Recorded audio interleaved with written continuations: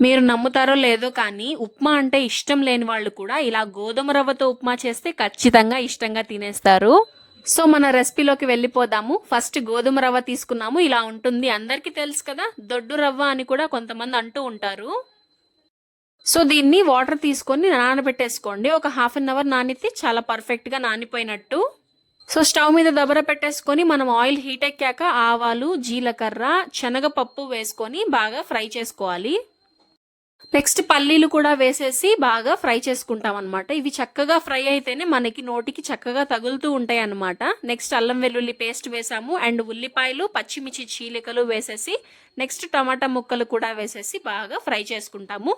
టమాటాలు మగ్గిపోయే వరకు కుక్ చేసుకోవాలి.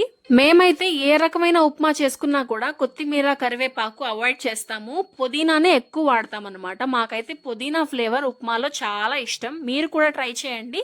ఇంకా కరివేపాకు, కొత్తిమీర అవసరం లేదు, మీకు నచ్చకపోతే అలా వేసేసుకోండి. అండ్ నెక్స్ట్ వాటర్ వేసేసి ఫ్రై అయ్యాక మనం ఒక పొంగొచ్చే వరకు వెయిట్ చేయాలి. రాళ్ళుప్పు వేసుకున్నాము అండ్ మన గోధుమ రవ్వ వేసేసి మగ్గించుకోవాలి. చూడండి, గోధుమ రవ్వని ఇలా పిండేసుకొని చేత్తో వేసుకోవాలన్నమాట. నార్మల్గా వేసేయకూడదు. ఎందుకో తెలియదు నాకు కూడా, మీరు చెప్పండి కామెంట్స్లో. అంతే, మన ఉప్మా రెడీ అయిపోయింది.